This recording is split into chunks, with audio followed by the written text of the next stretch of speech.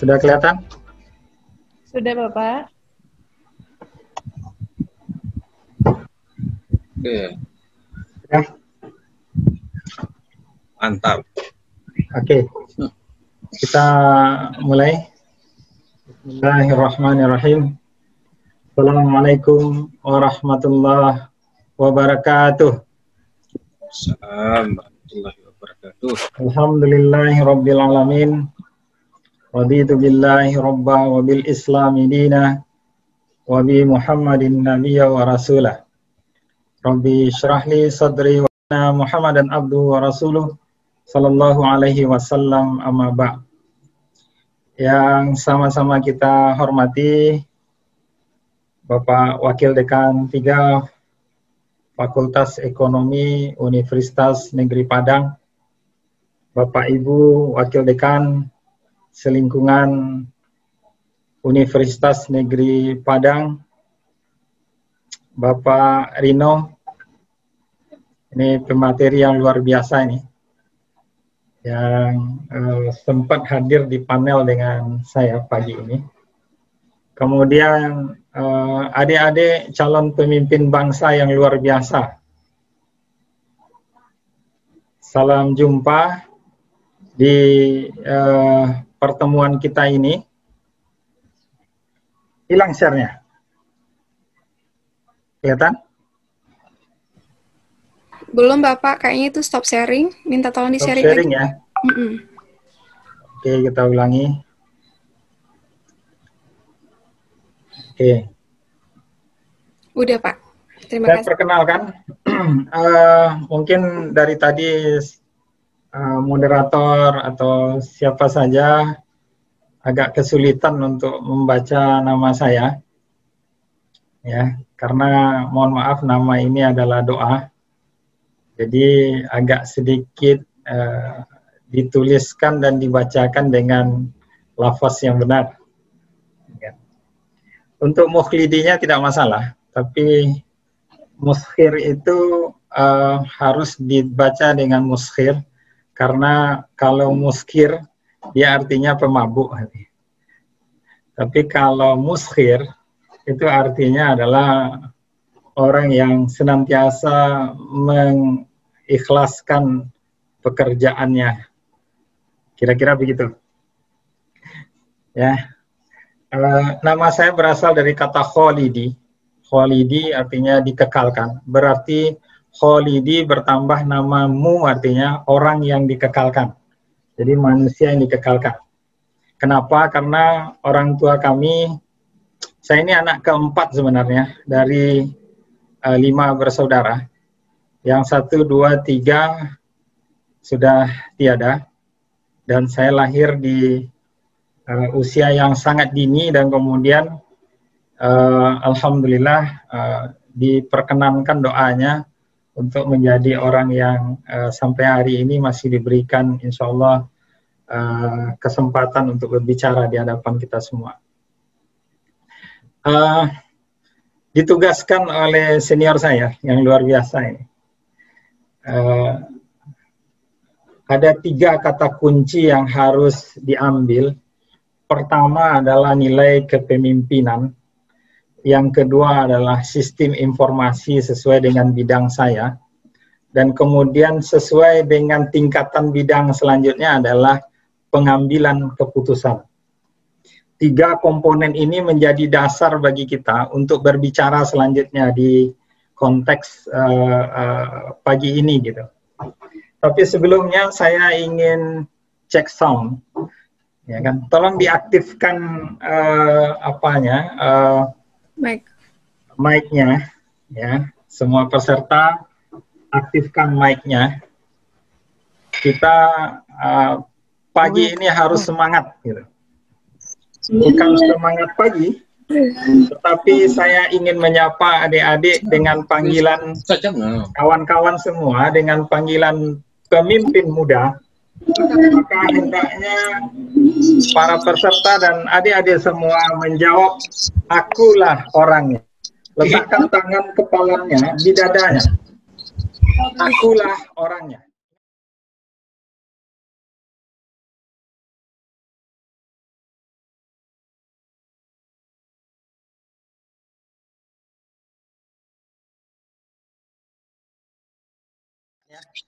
Kalau saya panggil dengan sebutan pemimpin muda, maka jawablah, akulah orangnya, gitu.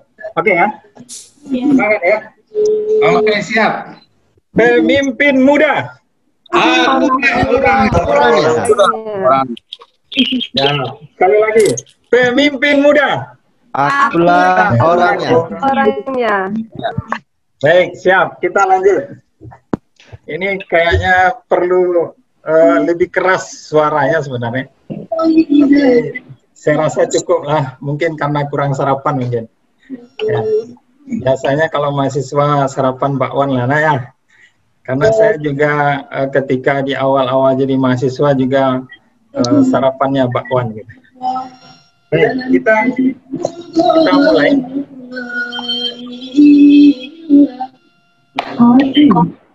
Ada pertanyaan besar yang harus kita miliki. Pemimpin. Gambaran kita pemimpin itu adalah orang yang berorasi di depan orang ramai.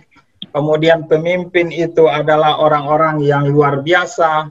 Tapi sosok pemimpin ini menjadi sebuah kalimat yang kemudian masuk di kepala kita, tetapi tidak bisa kita cerna dengan baik. Pemimpin itu bukan kata main-mainan. Pemimpin juga bukan sebuah cita-cita. Tapi pemimpin itu adalah pemimpin dilahirkan, bukan diciptakan. Adik-adik semua, bahasa ini perlu kita cermati. Sebagai pemimpin muda masa depan, kalimat ini bukan kalimat main-mainan. Kalimat ini bukan sekedar kemudian tampil di hadapan monitor kita hari ini, kemudian muncul tiba-tiba, dan kemudian kita menyimak bahwa pemimpin itu dilahirkan, bukan diciptakan. Ini perlu kita cerna. Maksud dari pemimpin dilahirkan, nih seperti ini. Nah ini, ya kan? Pemimpin itu dari awal harus mempersiapkan dirinya untuk menjadi pemimpin. Dia tidak perlu disuruh-suruh gitu. Masuk LKMM, masuk organisasi, nggak perlu disuruh. Nggak perlu disuruh. Tapi pemimpin itu muncul dari diri, muncul dari jiwa, bahwa saya adalah seorang pemimpin. Ini perlu kita persiapkan. Nah, ketika itu akan muncullah sebuah kelahiran yang bernama bayi pemimpin. Tapi kemudian ketika kita tidak berkomitmen di dalam diri kita, kita adalah seorang pemimpin, maka jangan harap menjadi pemimpin. Karena pemimpin itu adalah orang yang paham dengan lingkungannya. Orang yang mempersiapkan pikiran-pikirannya dan hatinya untuk kepentingan kebersamaan. Ini konsep pemimpin.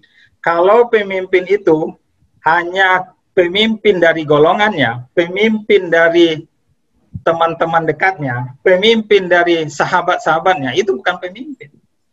Pemimpin itu adalah orang-orang yang mampu secara menjemuk siapa saja, dan itu adalah orang-orang yang akan dipimpinnya.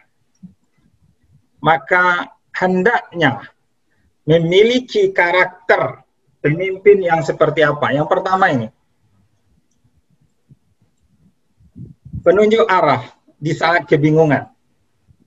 Ini agak sastra sedikit, karena saya harus menggantikan orang sastra sebenarnya. Karena Dain itu orang sastra, jadi saya agak sedikit mengimbangi lah orang-orang sastra. Menunjukkan arah saat kebingungan. Ini prinsip atau karakter yang harus dimiliki seorang pemimpin. Kalau semua orang bingung, maka kita satu-satunya orang yang tidak merasa kebingungan dalam mengambil keputusan. Kita adalah orang satu-satunya yang akan menunjukkan arah kepada orang yang kita pimpin. Karakter pertama. Pak ya maaf, saya dikasih waktu berapa nanti Pak Rino nggak kebagian waktu nanti? Secukupnya Bang. Secukupnya. Siap. Mainkan terus Bang. Yang kedua, tokoh pemersatu. Di awal kita sudah lihat itu. Logo Kebangkitan Pemuda dengan lambang Sumpah Pemuda. Pemuda itu adalah pemimpin bangsa yang mampu mempersatukan seluruh unsur-unsur menjadi satu. Satu apa? Satu aksi, satu pemikiran, satu harapan.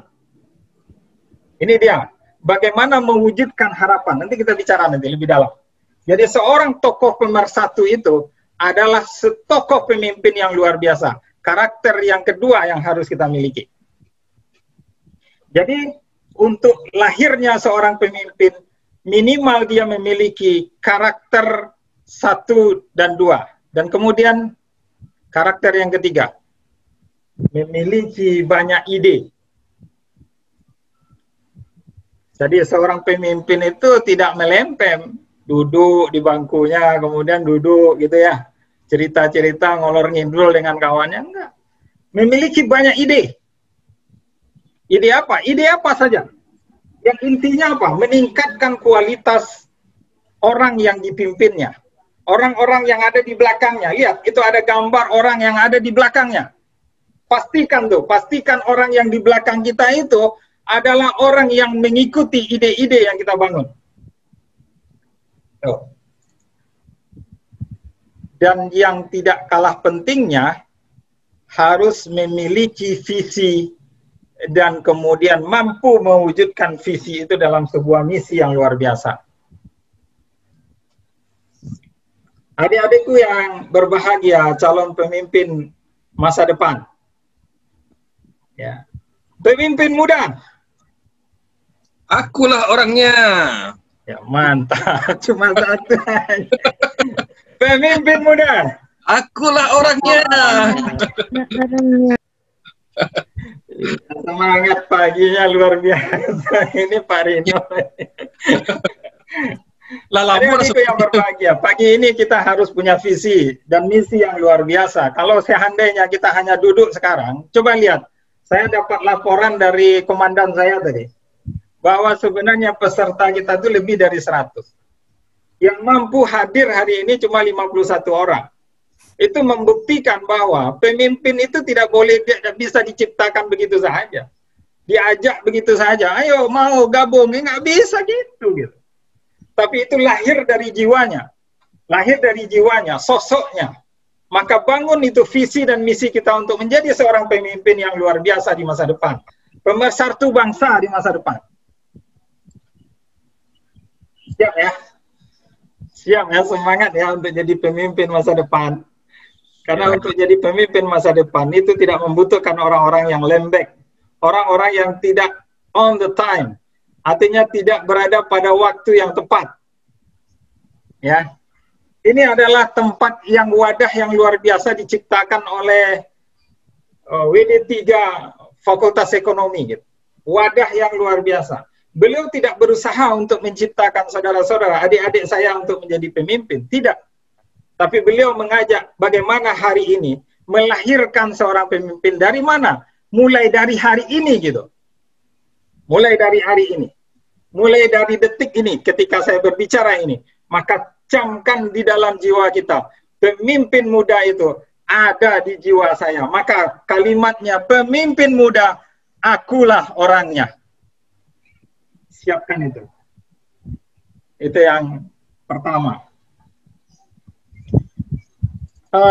Kemudian seorang pemimpin itu yang dilahirkan memiliki gaya kepemimpinan. Ini sudah diulas dengan berbagai referensi, diambil dari berbagai buku, yang diambil oleh dari berbagai macam pakar-pakar yang merumuskan tentang gaya kepemimpinan. Itu banyak sekali teorinya. Tapi hari ini, saya bukan mengatakan bahwa teori itu tidak penting. Teori itu penting. Tetapi menjadi seorang pemimpin itu, yang dilahirkan itu, adalah pemimpin yang mampu menciptakan teori kepemimpinannya sendiri gitu. Mampu menciptakan teori kepemimpinannya sendiri.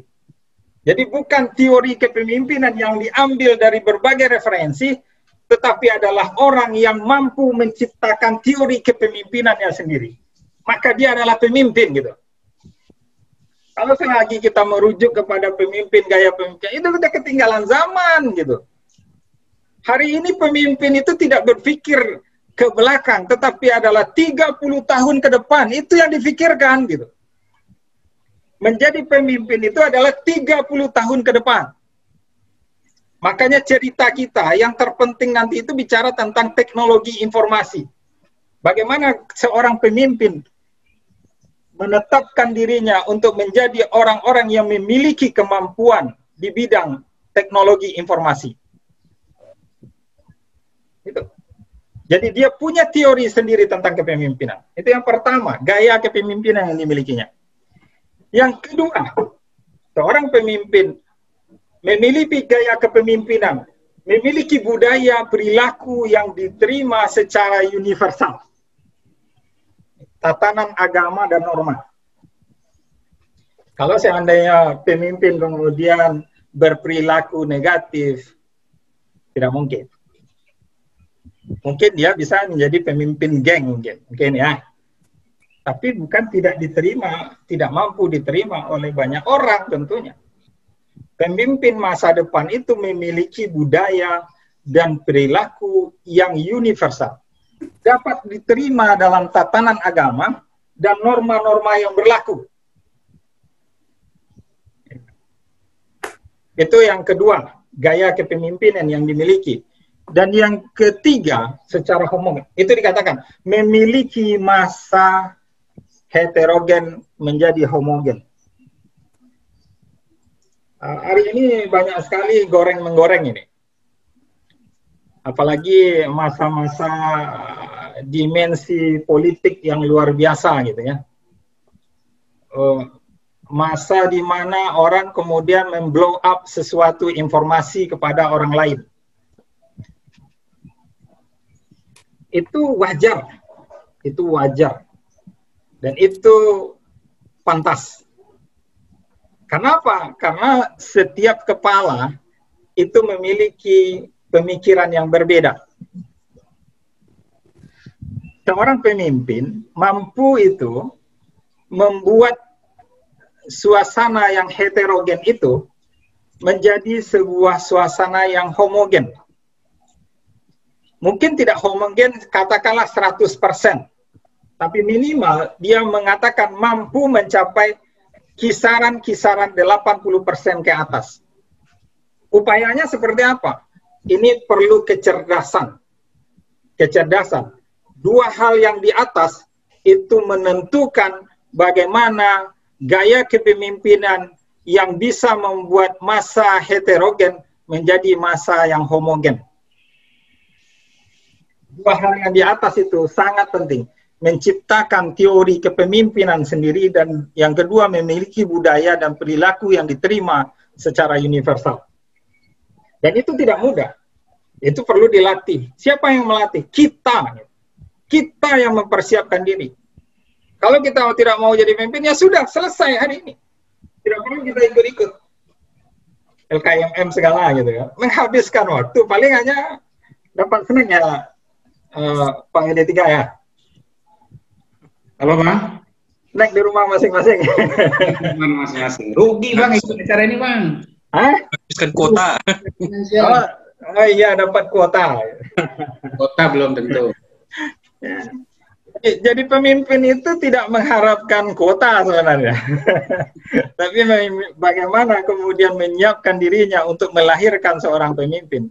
Kita lihat aja seorang yang katakanlah hari-hari ini orang-orang teknologi informasi sangat merujuk kepada cara berpikir beliau ini. Steve Jobs. Steve Jobs pada dasarnya sederhana sih, orangnya sangat sederhana. Saya juga sempat nonton filmnya secara ya sedikit-sedikit lah. Tapi paling tidak dia ini luar biasa lah, orang yang kemudian memiliki teori kepemimpinan sendiri dengan gaya kepemimpinan sendiri, dan kemudian dia menciptakan suasana yang luar biasa, orang nggak suka sama dia, kemudian dilempar keluar, tapi kemudian orang tarik lagi dia ke dalamnya. Nah ini yang saya... Dan yang keempat, mampu menggiring banyak pikiran menjadi satu pemikiran. Jadi bahasanya agak aneh saya rasa, tapi nggak apa-apa saya munculkan di sini. biar semua kita tuh berpikir sedikit. Apa itu berpikir gitu? Karena tidak berpikir itu filosofinya luar biasa, tidak sekedar mengatakan oh saya berpikir gitu.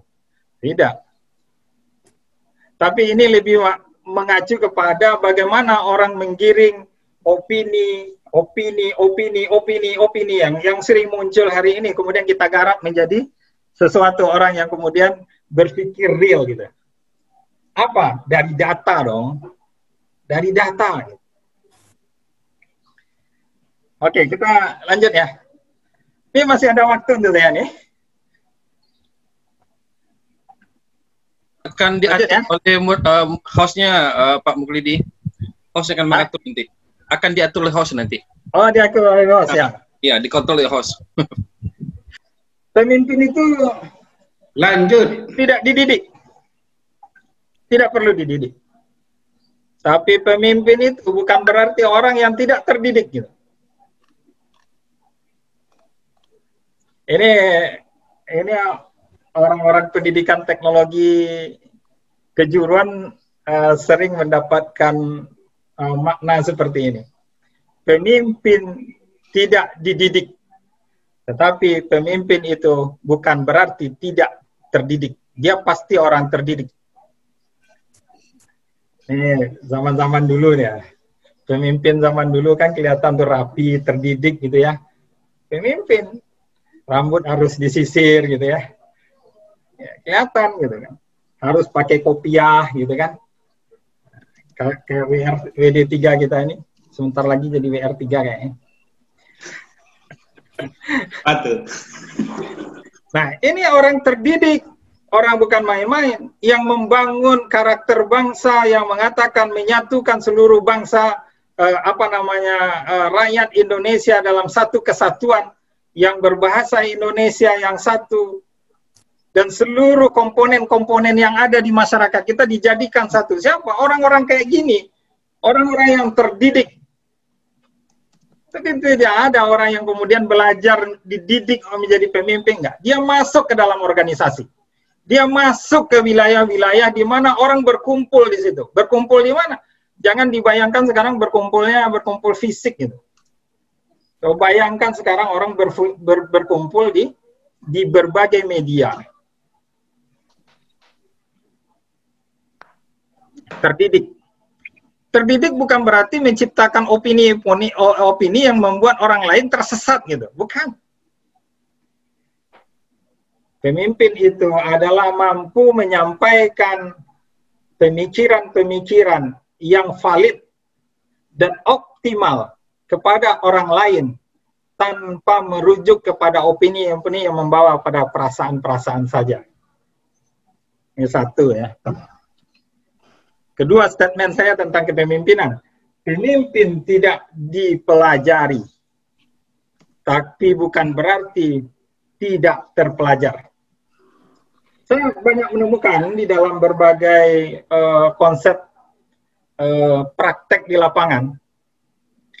Saya pernah mengalami ketika itu menjadi pemimpin di Fakultas Teknik, ketika jadi mahasiswa tentunya. Ketika itu sangat galau sekali karena mendekati masa-masa 98, jadi agak galau sekali karena kalau masa itu terbayang bagi kita ini adalah suasana-suasana yang sangat mencekam dan para aktivis biasanya bisa hilang di tengah malam, tapi di Sumatera Barat cukup aman lah karena buktinya tidak banyak aktivis Sumatera Barat yang kemudian hilang di tengah malam. Cuma dia bergerak di tengah malam. Hilang di tengah jalan mungkin abang. Hah? Hilang di tengah jalan banyak. Hilang di tengah jalan juga ada.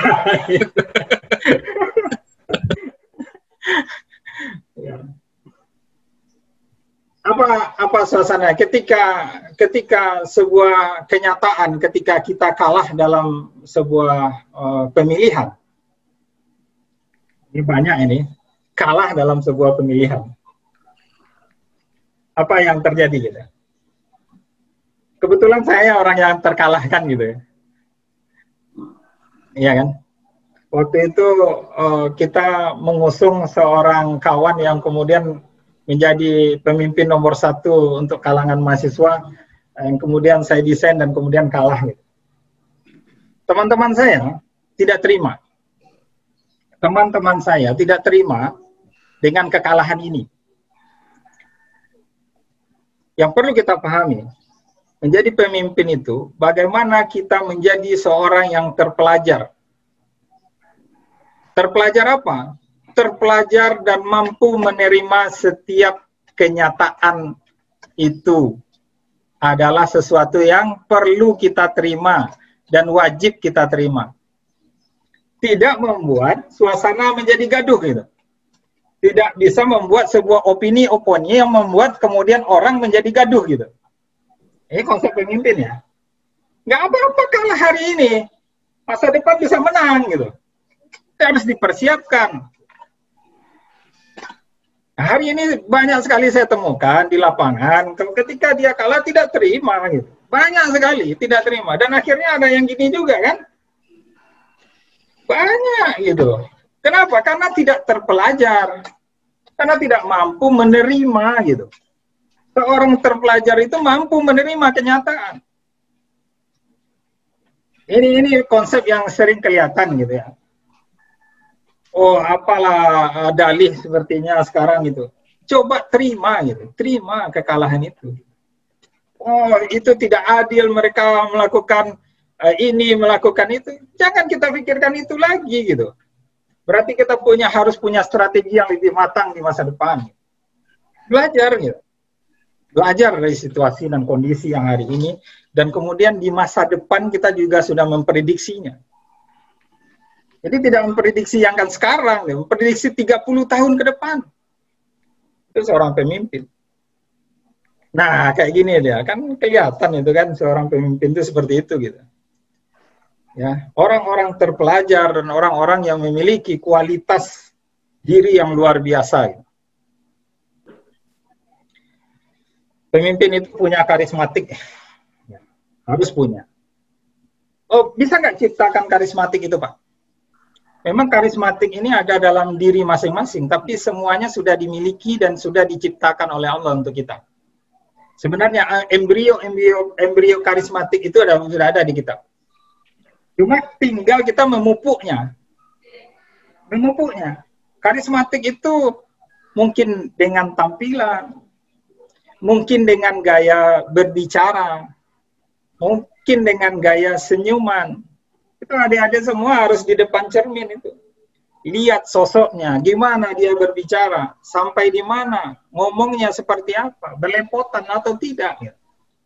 Nah, kompetensi seorang pemimpin itu harus kita miliki. Maka karisma yang ada di dalam diri kita itu akan terbangun dengan sendirinya.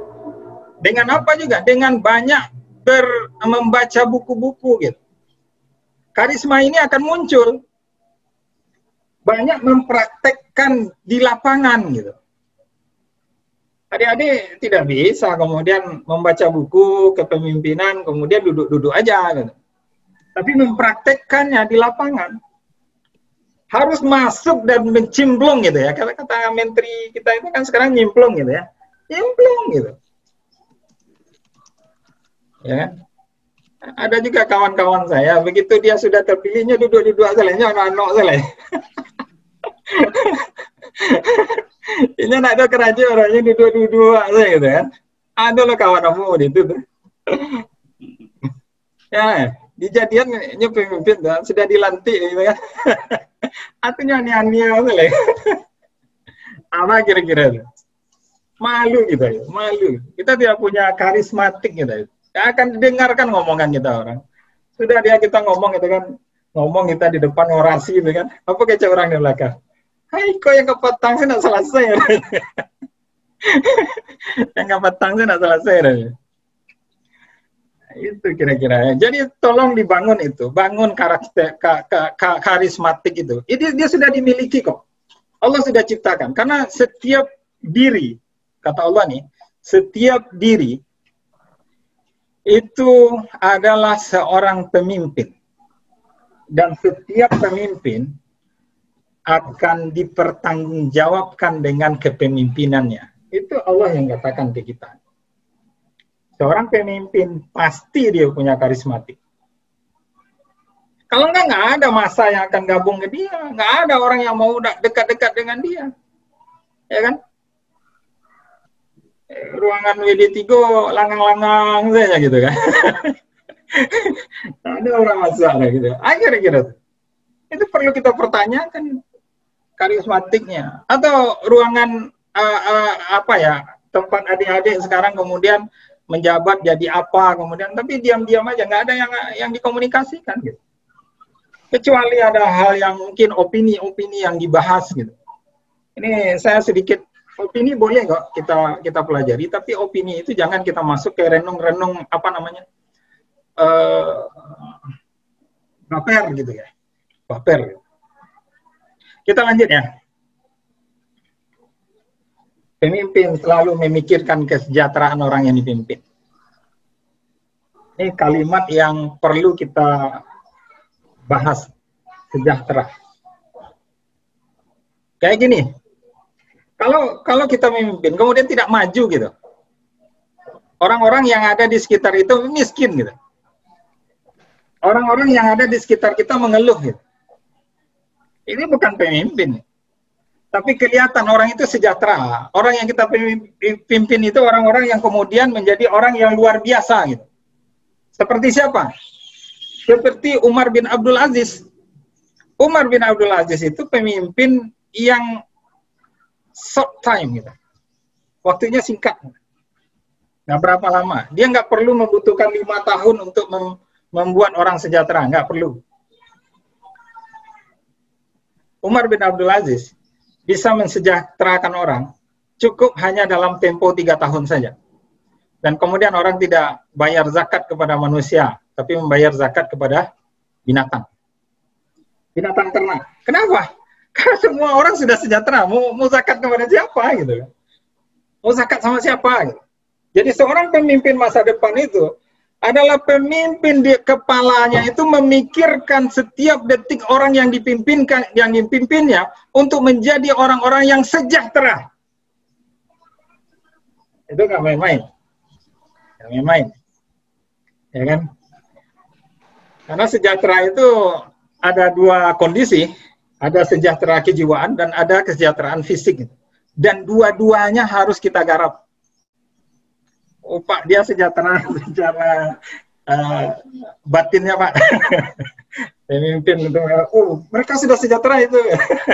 Kan sudah paling sering itu kan pemimpin-pemimpin kita mengatakan, udah sejahtera kita. Buktinya apa? Semua orang senyum.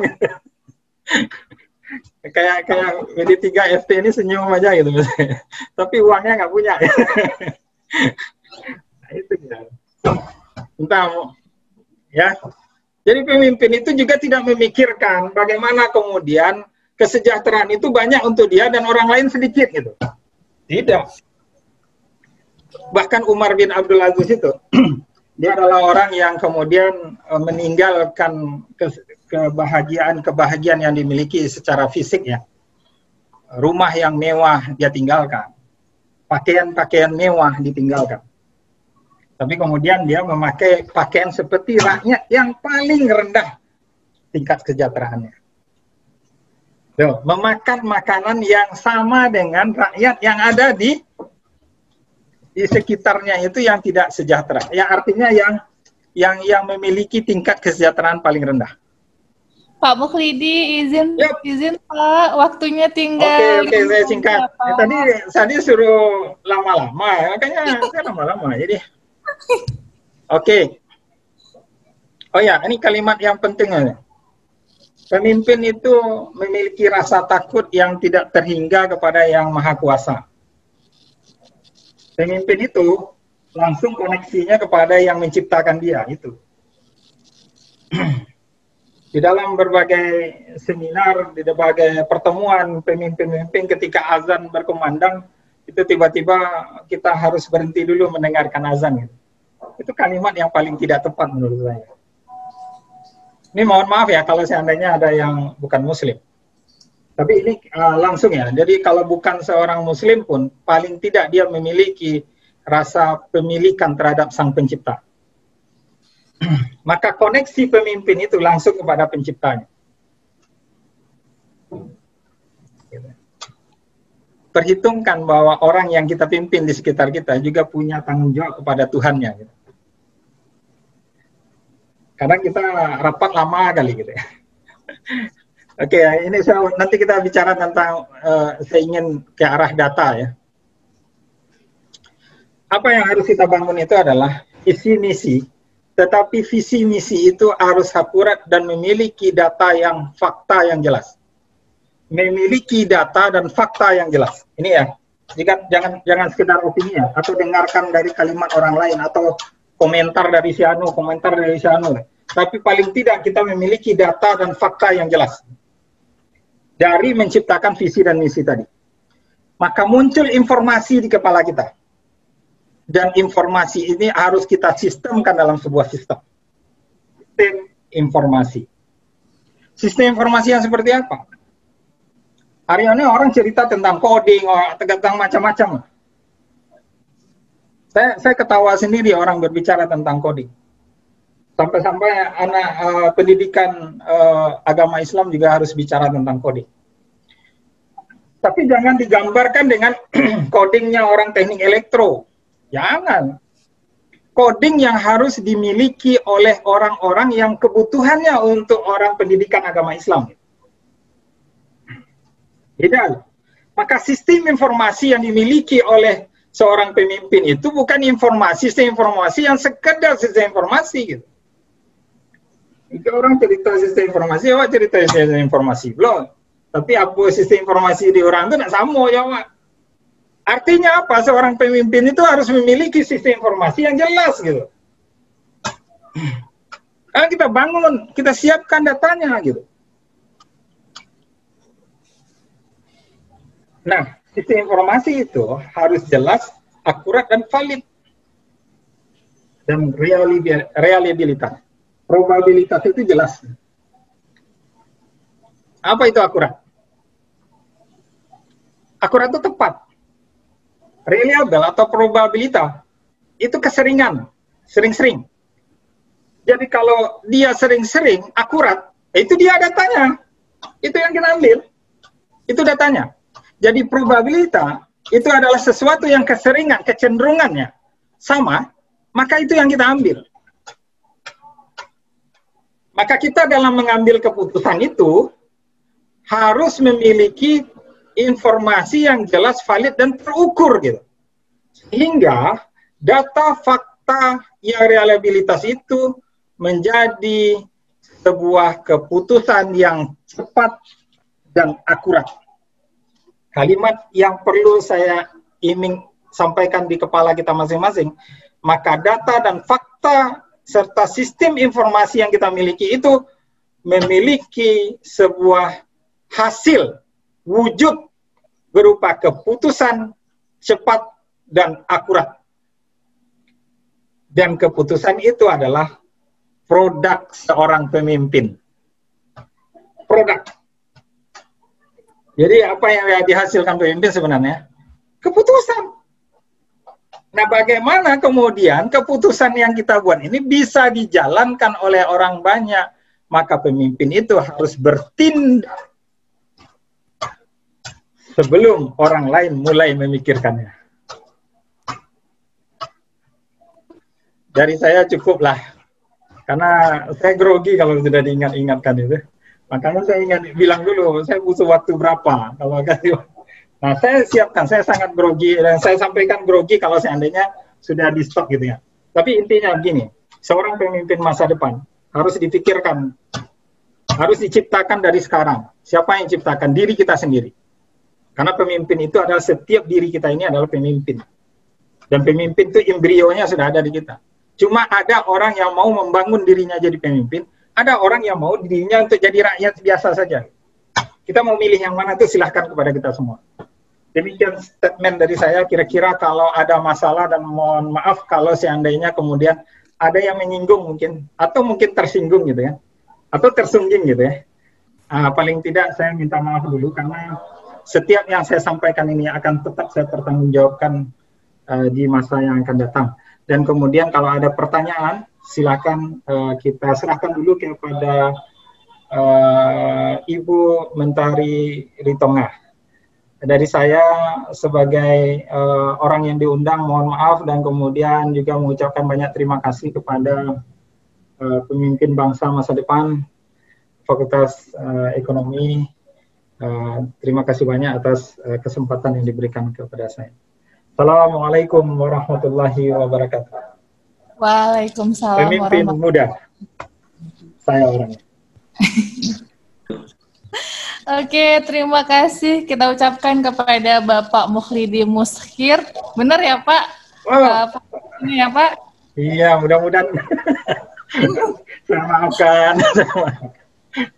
Oke, materi yang luar biasa dan sangat bersemangat Pak untuk pagi hari ini. Bagaimana kita bisa menjadi pemimpin untuk diri kita sendiri, di mana pemimpin itu tidak hanya berpikir untuk hari ini, tapi untuk 30 tahun lagi ke depan ya Pak ya.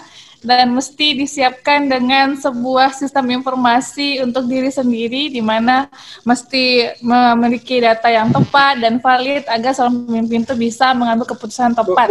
Bukan untuk diri sendiri.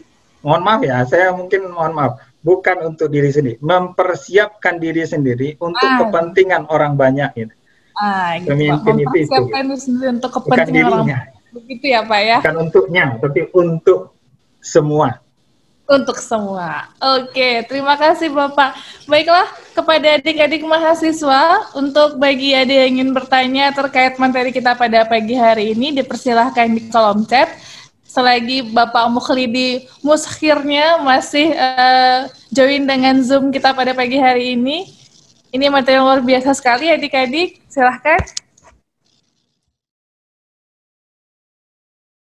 Silakan Bu Mentari, silakan. Masih ada waktu kita ini, sangat beruntung kita pada pagi hari ini kita dapat tokoh yang luar biasa, rasa LK3 saya. Oke, baiklah adik mahasiswa, bagi yang ingin bertanya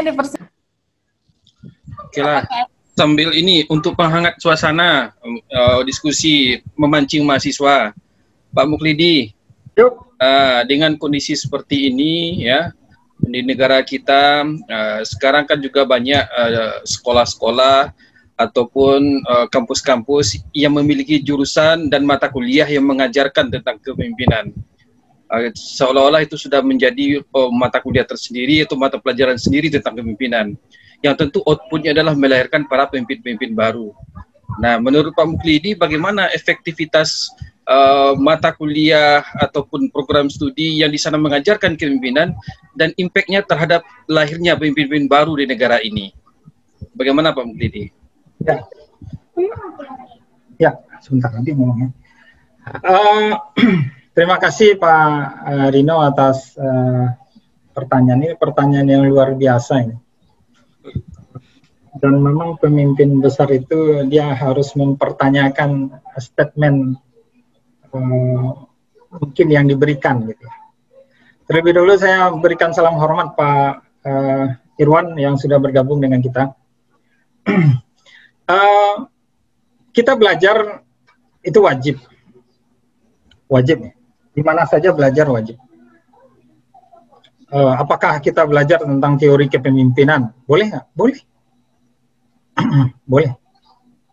Tapi yang saya maksud tentang kepemimpinan itu bukan persoalan belajarnya, tapi menjadi sosoknya. Sosok pemimpin itu tidak kita bisa paksakan dia dengan kajian yang begitu banyak. Tidak hanya sekedar itu. Boleh nggak belajarnya? Boleh. Siapa saja boleh. Saya juga belajar teori kepemimpinan sampai luar biasa lah. Dosen saya yang luar biasa memberikan tentang teori kepemimpinan, termasuk teori kepemimpinan pendidikan dan sebagainya. pengambilan keputusan itu ya. Kemudian banyak hal yang kemudian kita pelajari tentang konsep kepemimpinan. Tapi itu tidak akan muncul melahirkan seorang pemimpin kalau kita tidak mulai dari diri kita. Maka kalimat saya pertama mengatakan, kalimat pertama saya katakan, pemimpin muda, aku orangnya. Itulah proses awal lahirnya seorang pemimpin. Kalau saya tidak mengatakan diri saya menjadi pemimpin, maka tidak bakalan akan menjadi pemimpin. Tidak bakalan jadi pemimpin. Kenapa? Karena satu kali gebrakan aja udah keok. Satu gebrakan saja, satu masalah saja yang dihadapi, sudah keok. Kenapa? Karena itu perlu dilatih. Dilatih di mana? Dia tidak di sekolah, tidak di kampus, tapi memang jimplong gitu, nyimplong. Itu bisa. Kalau misalnya kita katakanlah bagaimana kemudian mengambil keputusan, tiba-tiba kemudian ada hal yang perlu kita putuskan. Kata senior saya tadi pagi, tadi kemarin itu, abang kelihatan stres betul. Itu proses bagaimana mengambil keputusan di saat-saat dalam kritis gitu. Perlu gitu. Perlu. Dan stres itu selalu ada di seorang pemimpin. Stres itu ada. Kenapa? Karena memang dalam hal mengambil keputusan itu perlu gitu. Ya. Jadi kata saya, bukan kemudian saya menyalahkan kurikulumnya, ya. Menyalahkan orang yang kemudian belajar di situ, tidak. Tapi pada dasarnya untuk menjadi pemimpin itu, bahkan ya, taman SD pun kalau mau kita menjadi pemimpin bisa gitu. Tapi bukan berarti taman SD kemudian dia tidak belajar gitu. Ya kan? Karena saya adalah penganut aliran kebaikan. Jadi, mohon maaf jangan dibilang aliran kesesatan ya. Karena saya mengatakan bahwa saya tidak dalam tanda kutip kemudian tidak yakin lagi dengan konsep pendidikan hari ini. Sehingga saya mengatakan bahwa untuk menjadi seorang pembelajar itu maka saya buat sebuah channel yang luar biasa tentang keadilan belajar. Ini bukan makna kata keadilan ya, keadilan belajar. Artinya makna keadilan belajar itu adalah bagaimana kita memberikan kesempatan kepada setiap warga negara, siapa saja, untuk mampu belajar walaupun dia tidak sekolah gitu. Tapi belajar penting. Karena ada 3 orang anak yang kemudian saya coba untuk menyelamatkannya. 2 kali tidak naik kelas. Bayangkan ya, 2 kali tidak naik kelas. Kemudian saya bangun sikap mentalnya. Alhamdulillah di yayasan yang saya bangun itu, alhamdulillah sekarang dia adalah menjadi wirausaha yang luar biasa. Nah, pemimpin itu bisa membelokkan apa? Orang yang dipimpinnya. Dari mana? Dari jurang kehancuran menuju tanjakan yang kemudian dia mencapai puncak kejayaan. Senyum. Bang, ini ada mahasiswa yang kurang pede nih Bang. Kurang pede dia? Ya gini katanya, bagaimana jika kriteria pemimpin tidak ada pada kita, namun kita ditunjuk, kita kan kurang pede deh Bang. Menjadi pemimpin itu harus pede. Kalau kurang pede, pulang lah.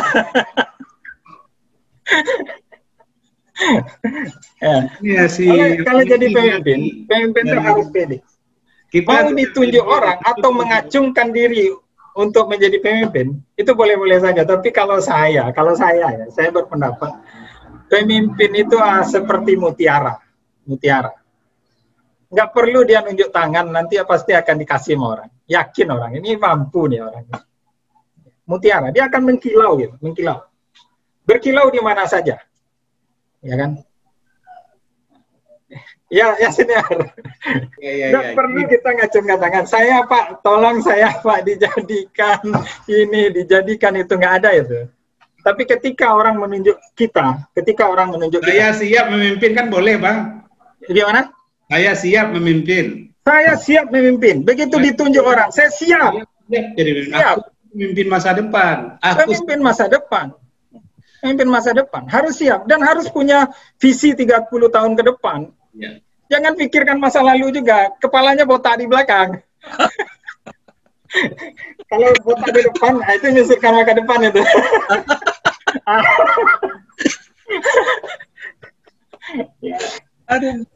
Atau quote-nya begini Bang ya, dari sekarang siapkan Anda jadi pemimpin ya. Ya itu, yang pemimpin dilahirkan itu, siapkan dari sekarang, itu yang dilahirkan. Ya, Nildi berarti orang lain sudah percaya sama kita, sudah pegang amanah itu. Betul, siap. Apapun kompetensi yang kita miliki, apapun dia, dan itu harus kita ramu dan kita siapkan. Kita jadikan dia menyatu gitu, dengan konsep yang saya bilang di atas tadi. Oh Pak, boleh di-share materinya? Boleh, tapi ini hanya adalah sebuah kesimpulan dari proses yang sekian lama saya alami. Saya tidak mengambil dari buku manapun. Silakan cari di buku manapun.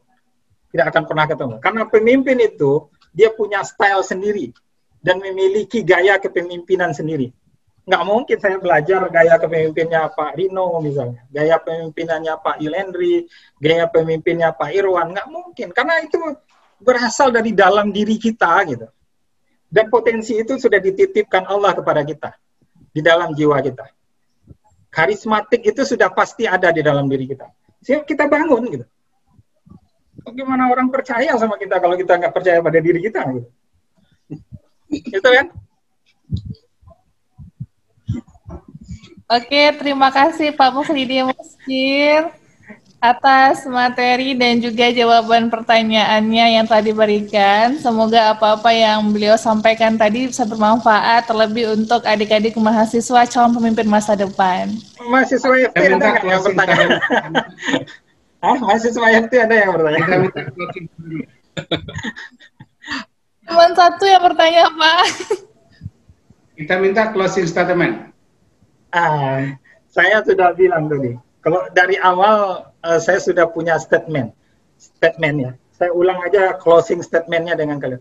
Bahwa pemimpin itu tidak diciptakan, tidak dibuat-buat gitu. Tapi pemimpin itu memang harus dilahirkan dari jiwa kita, dari diri kita, dari perilaku kita, dari sikap kita.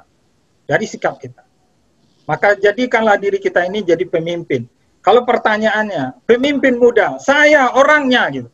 Saya orangnya dan saya siap untuk menjadi pemimpin. Nah, untuk menjadi pemimpin itu tanggung jawabnya langsung kepada yang menciptakan. Langsung kepada yang menciptakan. Jadi kalau ada pertanyaan-pertanyaan, kenapa dia melakukan seperti itu? No comment. Kenapa? Karena itu dia, saya tidak. Gitu. Oke ya?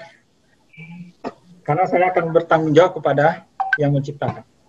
Terima kasih Bapak Yulendri yang sudah memberikan kesempatan untuk berbicara. Kita calon pemimpin masa depan yang ada di rumah ini.